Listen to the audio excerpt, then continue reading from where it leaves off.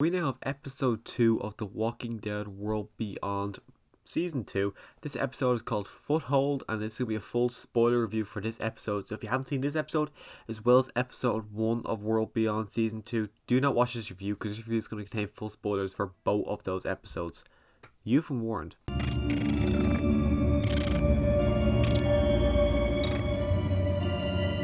So after watching episode 1, my excitement wasn't very high for episode 2 because I didn't really like season 1, or not episode 1, but I also didn't really like season 1. So I went in episode 2 just watching it because it's a Walking Dead property, and as always with this show, I didn't love it. It had elements that I actually enjoyed. There's elements that make me interested in actually watching the show, other than the fact that it's a Rick Grimes kind of setup TV show. There's actually stuff in this episode moving forward that actually makes me curious to what the hell is actually going to happen here.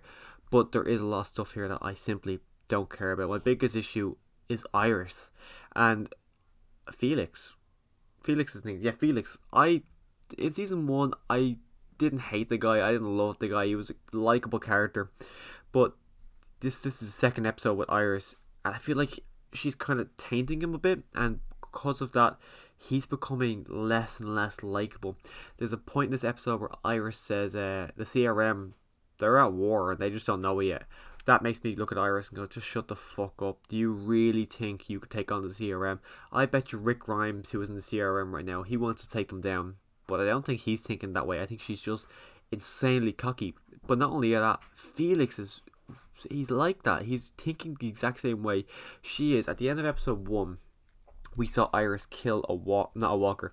We saw her kill a CRM soldier, and then start this episode, it picks up right where last week ended off, and Felix actually comes across her in the woods. She finds the walker, and his immediate reaction is to start killing the walkers around, which is okay, natural.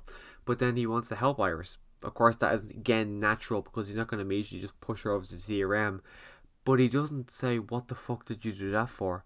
He doesn't question it. He's like, okay, you've killed a CRM member. And it just feels very odd. It feels very contrived. It feels like they're only doing it because they're building towards them all fighting the CRM.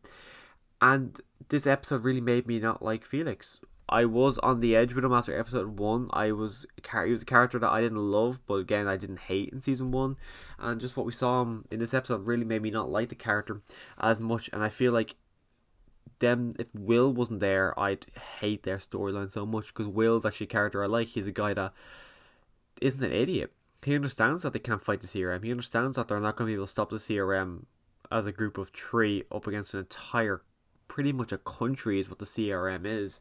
So I like Will because he's a guy who knows what he's up against. He's a guy who seems very capable.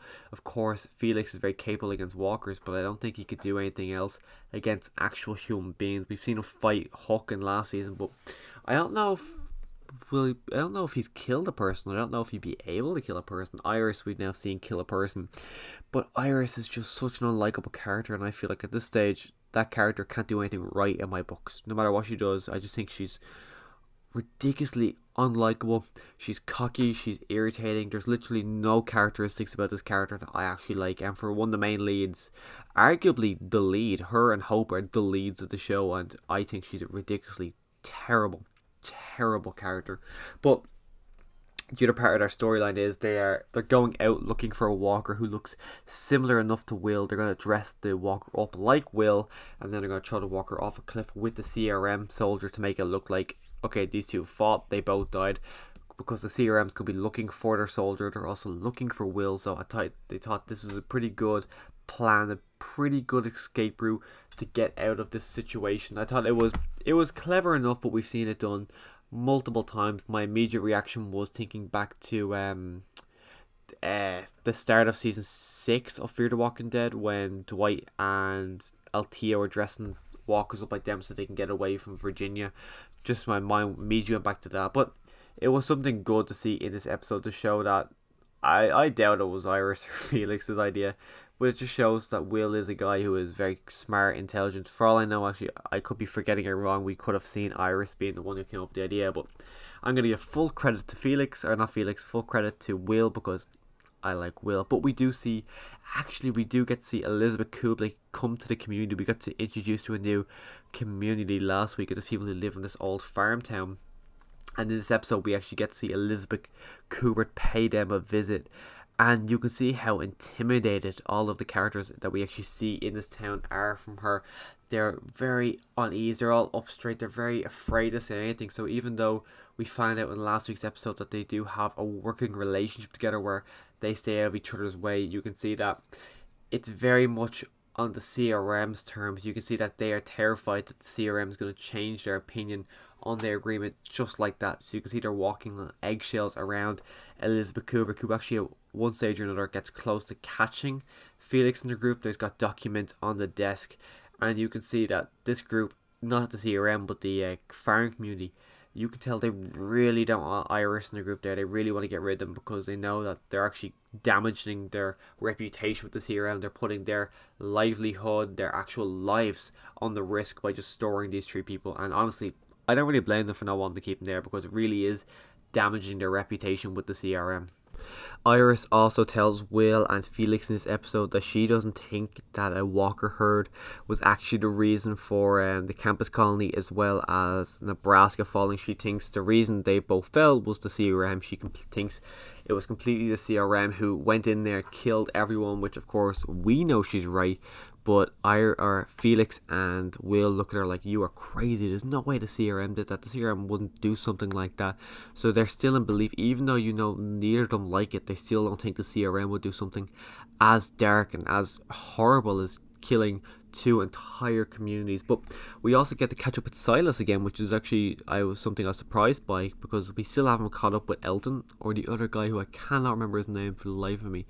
But we didn't pick up with Elton, but we did pick up with Silas, and he's at because last season we saw he got captured by the CRM, and now he's been put into a camp where they kill walkers. The CRM, they kind of bring herds in by explosives, and when they get exploded, they then kill the walkers, and then after a while, after killing all the walkers, they go bury them. So it's just kind of their way of kind of containing the walkers and then destroying the walkers, kind of like recycling.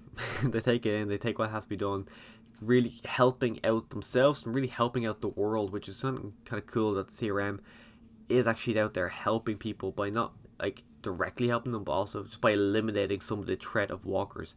It's good to see the CRM is actually doing that. We don't really get to see a lot of the storyline. We kind of go back to it a few times. You see Silas now lives there. He has his own camper van, but he does get the idea that he does want to go to the research facility. His plan is to go and meet up with, he thinks it's Felix, Iris and Hope, but of course it's just Hope, but his plan is to go reunite with them because he knows that he wasn't the killer. Or does he? I can't even remember if he found that out in season 1. But the reveal we actually do to get the biggest reveal in this part was that the guy who was showing Silas around, the guy who's been so friendly with Silas, has a relationship with Hook. If not a relationship, he did previously have a relationship. He's got some kind of relationship with Hook because there's a picture of him and her and he's got his arms around her. So it's of course a romantic relationship, but we don't know if it's a previous one or if it's an ongoing relationship. I'm very curious to see if that is an ongoing one or if it's kind of got some bad blood, and I wonder how it's going to play out. I imagine it is a kind of ongoing one because why would he have a photo of her otherwise, and why would he be looking at the photo again? But our last storyline does focus on Hope and her father in the CRM.